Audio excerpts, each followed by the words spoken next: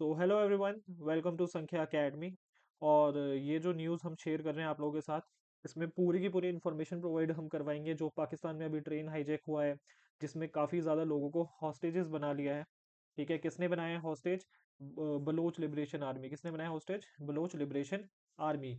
तो अभी हम एक तो करंट अफेयर्स के हिसाब से ये न्यूज़ को एक बार पढ़ लेते हैं, और साथ में एक बार रीज़न देखते हैं दैट ये जो बलोच लिबरेशन आर्मी है इसकी हिस्ट्री क्या है, और जो बलूचिस्तान रीजन है उसकी हिस्ट्री क्या है, ये भी हम इस एक छोटे से लेक्चर में हम भी देख लेते हैं। ठीक है, so without wasting any time अभी स्टार्ट करते हैं। तो इन्होंने क्या करा है, जो बलूच लिबरेशन आर्मी है, इन्होंने क्या करा, ये जो ट्रैक था इसको पूरा डेटोनेट कर दिया, जिसपे जफर एक्सप्रेस नाम से ये जो ट्रेन जा रही थी, ये आप वीडियो आप लोग देख रहे होंगे। तो इसमें क्या था, जफर एक्सप्रेस नाम से ये ट्रेन थी, ये ऑफ कोर्स ये एक जगह पे ट्रेवल कर रही थी। ठीक है, कहाँ से कहाँ तक वो अभी बताते हैं आप लोगों को। ठीक है, तो इन्होंने इसको डेटोनेट कर दिया, और डेटोनेट करके आप देख ही रहे हैं कि किस तरह से जो ट्रेन है वो डिरेल हो गई है। और फिर जितने भी कह सकते हो ये बलोच लिबरेशन आर्मी के लोग थे, इन्होंने इस पूरी की पूरी ट्रेन को कैप्चर कर लिया है अब। ठीक है, सो ये जो इंसिडेंट है ये कब का है? ये मार्च 11 2025 का ये इंसिडेंट है, जहाँ पे बलोच लिबरेशन आर्मी एक सेपरेटिस्ट ग्रुप है। ये क्या है? एक सेपरेटिस्ट मिलिटेंट ग्रुप है। ठीक है, इन्होंने जफर एक्सप्रेस ट्रेन को क्या कर दिया है? कब्जा, उसके ऊपर कब्जा जमा लिया है। ठीक है, अब बता रहे हैं कि काफ़ी ज़्यादा कैजुअलिटीज़ और हॉस्टेज क्राइसिस बन चुका है अब। ठीक है, जो जफर एक्सप्रेस जो ट्रेन है ये कोयटा से पेशावर की तरफ जा रही थी, कोयटा से पेशावर की तरफ जा रही थी। और इसमें करीबन 400 पैसेंजर्स थे। इसमें करीबन कितने पैसेंजर थे? 400 पैसेंजर्स थे। तो तभी एक एम्बुश होता है, बहुत सारे बलोच लिबरेशन आर्मी के लोग जो हैं, जो जो फाइटर्स हैं, वो आते हैं और इस ट्रेन पे कह सकते हो अंधाधुंध पहले तो गोलियां चलाते हैं। ऑफ कोर्स पहले ट्रैक से डेटोनेशन हुआ, वो ट्रैक पे डेटोनेशन हुआ, आप लोगों ने देखा ही होगा अभी, जस्ट वीडियो में मैंने दिखाया आप लोगों को। ठीक है, जिसकी वजह से जो ट्रेन है, ठीक है, उसको हॉल्ट कर दिया गया है। ठीक है, फिर उन्होंने ओपन फायर करा, जिसमें बता रहे हैं कि 20 इंडिविजुअल्स की डेथ हो चुकी है, जिसमें 6 मिलिट्री पर्सनल है, जो पाकिस्तान आर्मी है उसके कुछ कह सकते हो मिलिट्री पर्सनल्स को भी इन्होंने मार दिया है। ठीक है, और इंजरिंग द ट्रेन ड्राइवर, और जो ट्रेन ड्राइवर है वो भी, उसको भी इन्होंने इंजर कर दिया। सो ये हमारी बेसिक इंफॉर्मेशन है, जो कि 11 मार्च को इस कह सकते हो इतने बड़े ऑपरेशन का इन्होंने एग्जीक्यूशन करा। ठीक है, तो ये कहाँ पे हुआ है? ये जो इंसिडेंट है ये कहाँ पे हुआ है? धादर एरिया है, बोलन पास के पास। धादर एरिया है कहाँ पे? बोलन पास के पास। ठीक है, आपको एक बार मैप से भी समझा देता हूँ मैं आप लोगों को। सो बलूचिस्तान का पूरा मैप ये रहा। ठीक है, ट्रेन जो है कोयटा से पेशावर की तरफ जा रही थी, कोयटा से पेशावर की तरफ जा रही थी, और रास्ते में पड़ता है धादर। रास्ते में क्या पड़ता है? धादर। तो ये रहा धादर, जैसे फॉर एग्जांपल। ठीक है, ये रहा धादर, और कोयटा से ट्रेन जा रही थी पेशावर, और यहीं पे कहीं पे बीच वाले रास्ते पे इन्होंने क्या क्या कहते हैं इसको, हाईजैक कर दिया है। ठीक है, क्लियर है? फिर आगे बढ़ा जाए। अब जो पाकिस्तान सिक्योरिटी फोर्सेस हैं, इन्होंने कॉम्प्रिहेंसिव एक ऑपरेशन लॉन्च करा है, ये जो हॉस्टेजेस है इनको छुड़ाने के लिए, इनको कह सकते हो आज़ादी दिलाने के लिए, और जो ट्रेन है उस पर कंट्रोल पाने के लिए। ठीक है, अब चैलेंज दिक्कत ये आ रही है कि वहाँ पे जो ट्रेन है और जो मिलिटेंट्स हैं वो ऑलरेडी प्रिपेयर्ड, और ट्रेन बहुत ज़्यादा डिफिकल्ट है। और दिक्कत ये है कि साथ में वहाँ पे वुमेन है, चिल्ड्रन है, ठीक है, जिनको ह्यूमन शील्ड की तरह कह रहे हैं कि ये लोग यूज़ कर रहे हैं। ठीक है, और लेटेस्ट रिपोर्ट के हिसाब से क्या है, 155 पैसेंजर को रेस्क्यू कर दिया है। कितने पैसेंजर को रेस्क्यू कर दिया गया है? 155 पैसेंजर्स को, और 27 मिलिटेंट्स को कह सकते हो मार दिया है। ठीक है, तो ऑपरेशन से ऑफकोर्स देखो, देखा जाए तो एंड में क्या होगा, ये जितने भी मिलिटेंट्स हैं, मतलब जहां तक हमें लग रहा है, जितने भी मिलिटेंट्स, अब ट्रेन तो कहीं मूव होने वाली नहीं है। ठीक है, तो जितने भी मिलिटेंट्स हैं, मतलब एंड में यही होगा कि इनको मार दिया जाएगा। लेकिन ऑफकोर्स ये मिलिटेंट्स अकेले नहीं मरेंगे, ये दूसरों को भी मारेंगे, बट ये सैड न्यूज़ है। बट ऐसा ही कुछ होगा। ठीक है, हाँ, वो अलग बात है कि पाकिस्तान आर्मी कुछ कह सकते हो बहुत ही तगड़ा कोई ऑपरेशन लॉन्च करे जिससे कम से कम कैजुअलिटीज हो। ठीक है, बाकी लेट्स सी, ये नंबर ऑफ डेज अभी आगे जाके पता चलेगा। ठीक है, अब फिर जो मेन फोकस है पाकिस्तानी सिक्योरिटी फोर्सेस का, वो यही है कि हॉस्टेजेस को छुड़ा लिया जाए, कम से कम कैजुअलिटीज हो। ठीक है, अब गवर्नमेंट ऑफिशियल्स ये कह रहे हैं कि भाई ये जो अटैक है, ये बहुत बहुत ही कह सकते हो इसको, मतलब बहुत ही बेकार अटैक है, ये ऐसा नहीं होना चाहिए था। इसको टेररिस्ट अटैक का ये लोग लेबल दे रहे हैं। ठीक है, ये कह रहे हैं कि इमरजेंसी मेजर्स जो है इम्प्लीमेंट कर दिए गए हैं।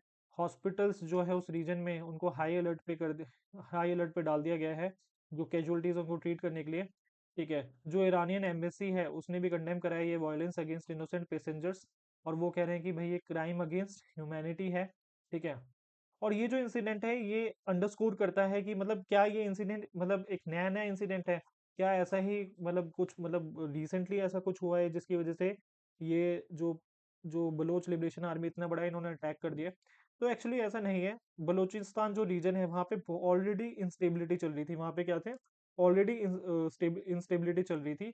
और अभी मतलब कुछ महीनों पहले ही पाकिस्तान जो पाकिस्तान गवर्नमेंट थी उन्होंने भी कहा था कि भाई ये जो सेपरेटिस्ट हैं इनको ये लोग खत्म कर देंगे या फिर इनके अगेंस्ट ये बहुत बड़ा ऑपरेशन लॉन्च करेंगे।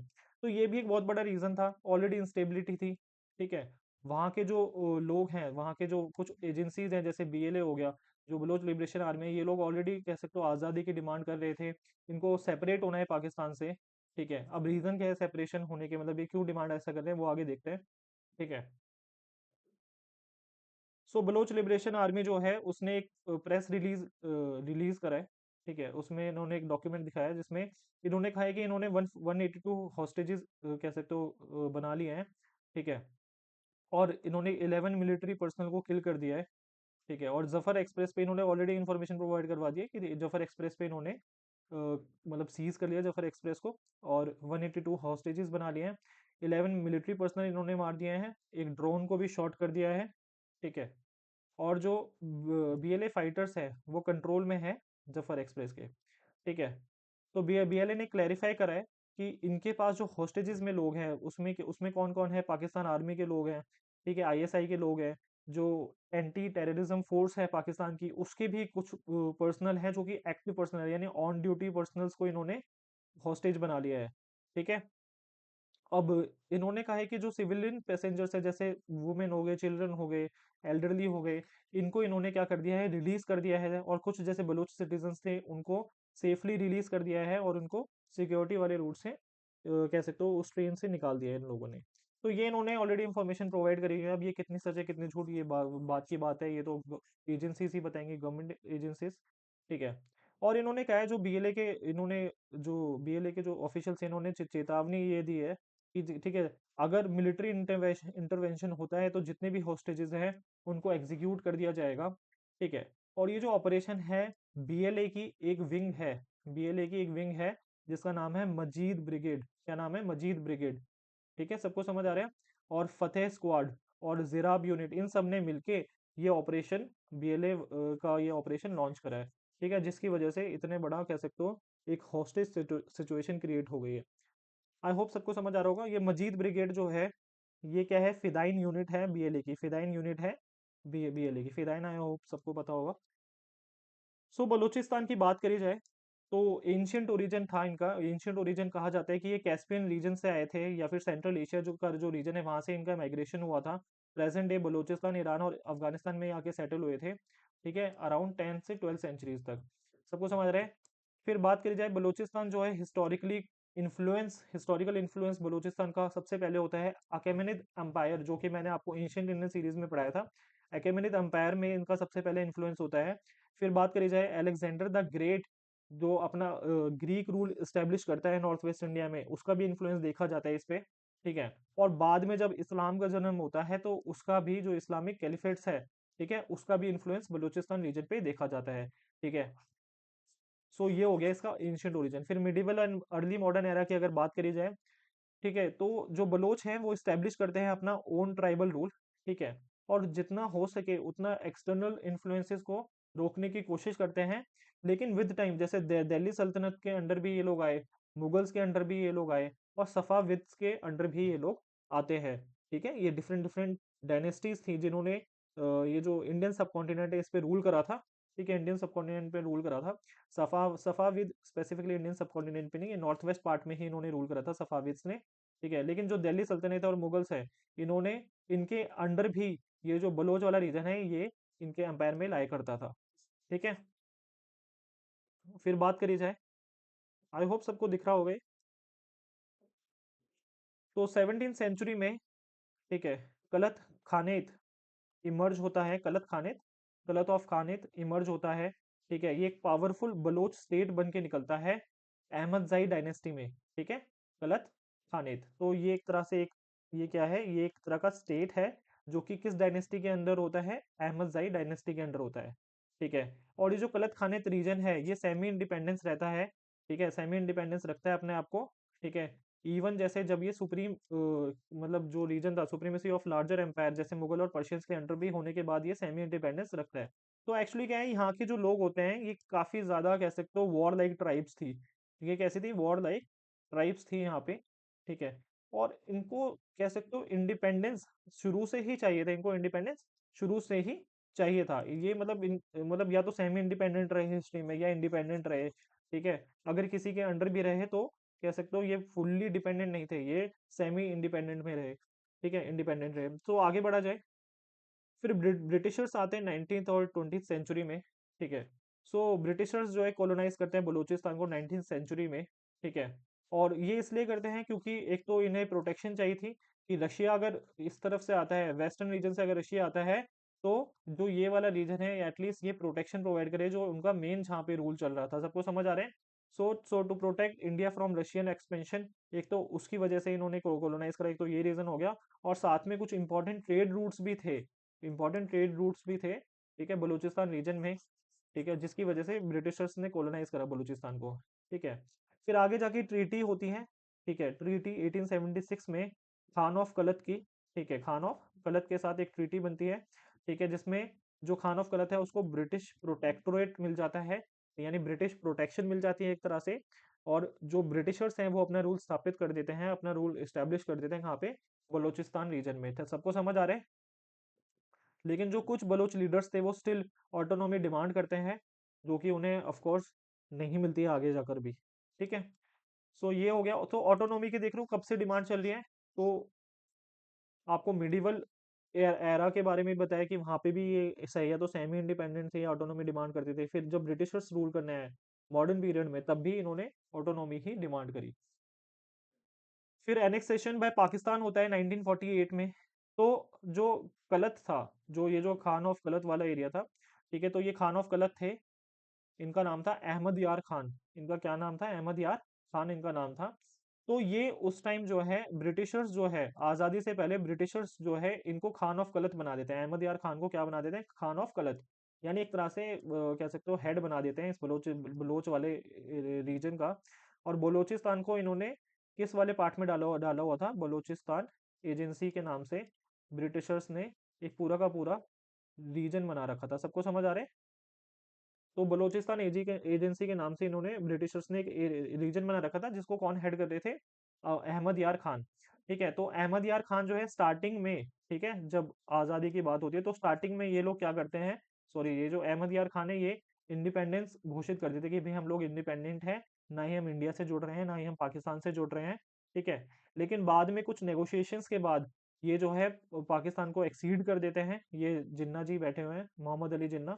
ठीक है। सो कुछ जो है इनके कह सकते हो डिप्लोमेसी और बाकी चीज के जरिए, इवन फोर्स भी क्या कहा जाता है कि फोर्स यूज करी थी पाकिस्तान ने। सो कुछ नेगोशिएशंस होती हैं बिटवीन अहमद यार खान एंड मोहम्मद अली जिन्ना, जिसके बाद जो है ये एक्सीड कर देते हैं किसको, ये बलूचिस्तान रीजन को एक्सीड कर देते हैं पाकिस्तान में, जो कि न्यूली फॉर्म्ड हुआ था उस टाइम। ठीक है। सो ये ब्रीफली इंडिपेंडेंट रहा 12 अगस्त से। ये जो बलूचिस्तान वाला रीजन है 12 अगस्त 1947 से 27 मार्च 1948। तो 27 मार्च 1948 को अहमद यार खान जो है एक्सीड कर देते हैं बलूचिस्तान को पाकिस्तान के अंदर। ठीक है। जिसकी वजह से एक one of the princely states बन जाता है पाकिस्तान का, क्या बन जाता है, one of the princely states बन जाता है पाकिस्तान का। ठीक है। तो बलूचिस्तान की अगर करंट कंडीशन की बात करी जाए, तो ये लार्जेस्ट प्रोविंस है पाकिस्तान का, क्या है, लार्जेस्ट प्रोविंस है पाकिस्तान का बाय लैंड। ठीक है, लैंड के अकॉर्डिंग ये लार्जेस्ट प्रोविंस है पाकिस्तान का। ठीक है। ये इंटरनेशनल बॉर्डर शेयर करता है ईरान के साथ, जो कि वेस्ट में पड़ता है, और अफगानिस्तान नॉर्थ में पड़ता है। सबको समझ आ रहा है। तो अफगानिस्तान पड़ता है नॉर्थ में और ईरान पड़ता है वेस्ट में। सबको समझ आ रहा है। और अरेबियन सी जो है इसके साउथ में पड़ती है, अरेबियन सी इसके साउथ में पड़ती है। बलूचिस्तान में जो है वर्ल्ड का लार्जेस्ट डीप सी पोर्ट है। ठीक है, बलूचिस्तान में क्या है, वर्ल्ड का लार्जेस्ट डीप सी पोर्ट है, जिसका नाम है the port of Gwadar. The port of Gwadar, ये चीज आप एक फैक्ट याद रख लेना। जो वर्ल्ड का लार्जेस्ट डीप सी पोर्ट है वो कहाँ पे है, पाकिस्तान में है, पाकिस्तान के बलूचिस्तान प्रोविंस में है। ठीक है। जिसमें क्या है, द पोर्ट ऑफ ग्वादर लाया करता है। ठीक है, that is the deepest sea port. ठीक है, तो सबको समझ आ रहा होगा आई होप सो। तो बलूचिस्तान की हम बात करें सिंपल। सो बलूचिस्तान के थोड़े से स्टैटिस्टिक्स हैं जो कि हमने विकिपीडिया से उठाए हैं। ठीक है। सो पॉपुलेशन की बात करी जाए तो अभी तक यहाँ पे जो पॉपुलेशन है वो क्या है, 14,894,402। ठीक है, ये क्या है, इसकी टोटल पॉपुलेशन है। ठीक है। और जो इसकी जीडीपी है वो क्या है, $20 बिलियन की इसकी जीडीपी है, और पर कैपिटा इनकम है इसकी $1621। तो ये हो रही है हमारी बलूचिस्तान की बात। मोस्टली यहाँ पे उर्दू और उर्दू कह सकते हो इनकी ऑफिशियल लैंग्वेज है। उर्दू और इंग्लिश ऑफिशियल लैंग्वेज है, और बाकी क्या क्या भाषा बोली जाती है यहाँ पे, बलोची बोली जाती है, पश्तो बोली जाती है, ब्रोही बोली जाती है, और सिंधी बोली जाती है। ब्रोही के याद रखना है, इसका द्रविडियन ओरिजिन है। ये थोड़ा एक इंटरेस्टिंग फैक्ट है।